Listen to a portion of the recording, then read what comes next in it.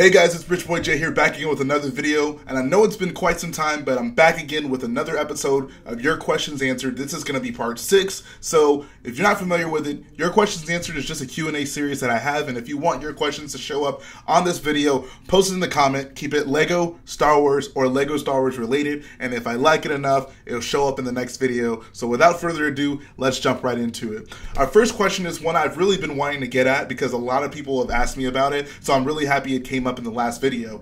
Chosen Warrior 05 wants to know, have you ever thought about this? What if it was really the Wookiee attack on the droids, huh? No, I'm kidding. Anyways, his serious question was, some other mock builders are using the snot technique. What do you think of it? If you guys aren't familiar with it, the snot technique is basically a technique that people have been using for Crait, where rather than having like the studs in the ground, kind of like I have, you basically build little hexagonal or triangular sections, put them on their sides, and then put them very close to each other to give the simulation of like cracks in the ground. And while I do love the effect, I think it actually looks excellent, and I try to implement a lot of different types of snot techniques in all of my builds because I'm always trying to eliminate as many studs as possible, give my builds a very finished, nice and smooth look. I didn't really feel it was appropriate for Crait. This was actually the first technique that we were going to use, and I looked at it and I saw someone else using it and I was like, okay, like that makes sense. But when I started digging deeper into what Crait actually looked like, I realized that there aren't actually cracks in the ground. What you see that create those hexagonal shapes in the ground are actually more of salt clusters rather than there being crates in the ground. And the best way I can really illustrate this is here in this picture. You can see that the ground isn't recessed where the salt is. There aren't like crevices in the ground. There actually are salt clusters that sit above the ground. So it wasn't really a matter of, you know, like which technique I thought looked better. It was more of a which one I thought was more true to what Crait should look like. And I realized that I didn't want to have like cracks in the ground when there weren't actually cracks in the ground there, and that kind of just led me to go ahead and look into other types of designs, and then I ultimately ended up with the plate and tile technique that I use in my mock. So that's ultimately how I came up with that. Hopefully that answers your question, but that's not to disparage anyone who does decide to use this knot technique. I think it does look really nice. It gives your mock a very nice, finished, and almost professional look,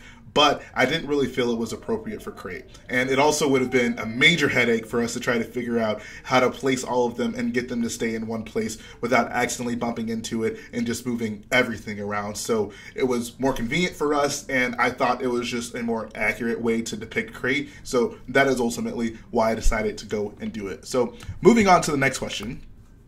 Grand Bricks wants to know, what is your favorite polybag? I went ahead and I actually pulled aside my favorite polybag for this part of the video, and it is none other than the Darth Revan. So I have the figure out, and I still have one of the sealed polybags, and I just love that LEGO did this. I feel it was really unprecedented for them to do something from Knights of the Old Republic. So when this came out, I hadn't even played Knights of the Old Republic yet, and I honestly didn't even know who Darth Revan was, so it wasn't a big deal for me. But after I actually played the game and I became in love with it, in fact, it's one of my favorite games now, I realized just how awesome it is for us to actually have a Darth Revan minifigure. And I really do hope that at some point they continue doing things like this. Like, I know they've made some sets from the Old Republic, but I would still like to see some more things from Knights of the Old Republic, whether it be Darth Nihilus, Darth Scion, and Ebon Hawk. Who knows? It'll all be really awesome to me, but that's definitely my favorite polybag. I love Knights of the Old Republic, so super excited that LEGO would make something like that.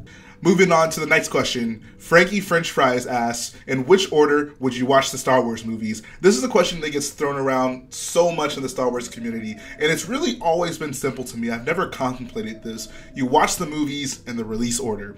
It is as simple as that. These movies were made in this order, so the story is told keeping these things in mind, and I feel like for you to get the full experience as it was intended, it makes the most sense for you to watch these movies in the order that they were released. I think that just because the movies were made out of order, there's certain things that are like supposed to be revealed, you know, that you learn on later on in time, and it won't be as impactful if you watch it in like the order that they take place in the timeline or something like that. Like, certain things are just kind of meant to be revealed and for you to get the most out of it as a viewer to be watched in the order that these movies were released. So it's always been a simple decision for me.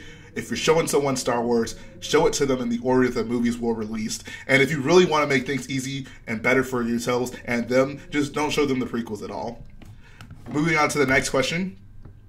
Nova Cypress says, sets or pieces, which do you have the most of in your collection? This is a great question because I've always kind of wondered, I have a lot of sets, but I also have a lot of pieces in my collection. Like, I wonder which one of them holds up more. And I'm realizing more and more that it has to be the pieces. I'm sure you guys have even seen with the Crait mock, there are thousands and thousands, tens of thousands of pieces in that mock, even right now. And while I do buy a lot of the sets that I buy with the intention of using them in a mock or parting them out. If I'm buying a ship, I'm either going to use the ship in a mock, or I'm going to take the pieces out and just use the minifigures in a mock. So oftentimes when I'm buying sets, I buy them mostly just for the minifigures, and then the build if I really like it. I feel I've gotten to the point as a builder where, if I really want a build and I want a detailed version of it, I'm just going to build a mock of it. If the Lego set of it looks sufficient, then I'll buy that. But the only way I'll really accept that is if either Lego just does an amazing job with it, like with the Imperial Shuttle or UCS Slave One, those sets,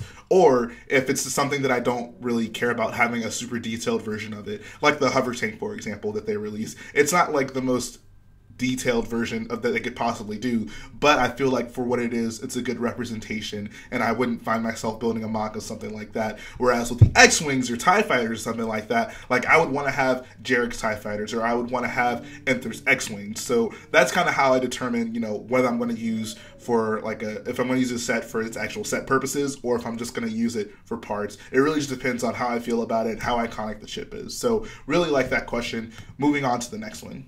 Kenneth Robinette says, what is your favorite Lego animal? And with the MTTs, you should do a Naboo battle with Gungans. Thoughts? I am dreading the thought of having to build the Battle of Naboo and buy a bunch of Gungans that are literally going to have no place in my collection after that. So unfortunately, I'm probably going to have to pass on that one. But it is interesting you bring up what is my favorite Lego animal. Now, when you first asked me this question, the first thing that popped into my mind was actually the Kadu, which the Gungans actually ride on. So clearly I do have at least some appreciation for them. But then I thought a little bit more deeply about it. I looked around my room and I realized that I'm definitely going to have to go with the Dewback. This is the most detailed Lego animal that they've released for Star Wars. You didn't really think I was going to pick something that wasn't Star Wars, right? And it just looks so nice. I love having this thing in my collection. It represents what it's supposed to represent pretty well. I love the carriage that's on top of it. And those new sand troopers just look so beautiful. So gotta go with the Dewback. Classic animal, classic Lego Star Wars. So that's really the answer to that one. Now this next question I thought was pretty interesting because multiple people asked it. Justin X wants to know, what is my favorite Lego set from 1999? Now, when he first asked me this, I just thought, can I just pick none of them? I don't think I would care to have any of those sets at this point. They've probably released some sort of new version, some new updated version of it. But I guess if I had to pick one, I went and I looked through and I was just what? None of these look great, but one actually did pop out to me, and it has to be set 7171, the Mos Espa Pod Race. So obviously, they have released a more detailed version of this set, kind of, with the newer Pod Race set. It didn't come with Gasganos, but still had Anakin and Sebulbas, and they both look really good. So I really like the fact that they had this set back in the day, because the Pod Race was so iconic, and it was nice to get a big Star Wars set. It was actually one of the first big Lego Star Wars sets that came out, and it had 3 pod racers in it, some scenic elements, the pit droids, and a full cast of minifigures for it. So that was actually a really cool thing for Lego to do at the time. And for me, as someone who really does like the pod race, obviously I built a full collection of pod racers. It meant a lot that set was released. I never got that set. I actually instead just got the single Anakin's pod racer, but I do remember having a lot of fun with that as a kid. At this point, I wouldn't really care to have the set, but if I had to pick one from 1999 that I did really like, I'm going to have to go with that one. It was, I feel like, a really cool start for Lego Star Wars, and it kind of set a precedent moving along the way of the types of things that they could create. So I do appreciate the set, but it isn't something that I would really go out of my way to buy now. There's far more detailed versions of it as we speak. Stormy Bricks wants to know, what would be the ideal May the 4th figure? Oh my God. I feel like Garrett and I could talk about this for hours and hours. After they came out with the Admiral Yularen figure, we were just having so many discussions, like that was a really cool figure. Revan was awesome. What could they possibly come up with next? And some of the cool things that we tossed back and forth was like a hologram figure or a Force Ghost figure of one of the Jedi. So like Anakin, Yoda, or Obi-Wan. And we were like, oh, they could do so many different awesome things with it. And then they came back with that First Order Stormtrooper with the extra pockets, and I could not have been more disappointed. Like, what a way to just fall flat. On the heels of Darth Revan, on the heels of Admiral Yularen, they come back with this Stormtrooper with extra pockets. I've always felt that the May the 4th figure should be reserved for some figure that doesn't necessarily have to be a main character, doesn't even necessarily have to be a beloved character, but should be someone that maybe they couldn't really put in a set because the context wouldn't allow for it, or something that wouldn't really, where the set just wouldn't really sell very well, but just some cool, unique figure that you can get as a one-off and could still have a place in your collection. This did not do that for me when they dropped that First Order Stormtrooper with the extra pockets. It was such a letdown. And then they came back the next year with what wasn't even in minifigure with the R2-D2. So that was super disappointing as well. So I've kind of given up on trying to speculate on what the ideal May the 4th figure is going to be. Because at this point, it doesn't seem like they really care on releasing anything special. It's just whatever the heck they want to release. So I wish I had a better answer for this, but I've been continually let down, and I would be very disappointed if I try to speculate even more and then they drop something disappointing again. So sorry for my answer, but I've had a negative experience with this type of thing, so I don't think I can give a really optimistic answer at this point. But like I said, Force Ghost figures would be great, or something like that, hologram type figure of some Jedi, maybe even Keanu Mundi sitting in his chair, but probably not going to happen, so there's no need to get my hopes up. All right, and the final question comes from Star Wars Trumpet. He says, what would you do if you didn't do Lego as a building hobby? Also, what app do you use to edit your videos? So for my videos, I use a free program called DaVinci Resolve. Go look for it. Works really well. I enjoy it. But as for what I would do if I didn't build with Lego, I've contemplated this so much. I'm like, what would I spend my money on? What would I spend my time doing? And it's really hard to think about because so much of my life revolves around Lego, whether it be with my mocks or YouTube or my job even. So it's hard to kind of wrap my head around a world with me and no Lego involved with it. But if I had to, I'd probably say that I'd be doing something animation related. I've always been fascinated by animation. I got into it when I was in middle school. We had an animation class and I made some Flash animation, some Flash games, stuff like that. Also got into a little bit of stop motion. I guess I wouldn't be able to do it with Lego in the world of this question, so I'd probably get into like claymation or something like that, but I'm sure I'd just be animating all the time. I mean, that was really my life up until a certain point. I did it with Lego, but for me it was more about the animation part of it, not so much about the Lego aspect of it. But I definitely say I'd probably be doing something animation related.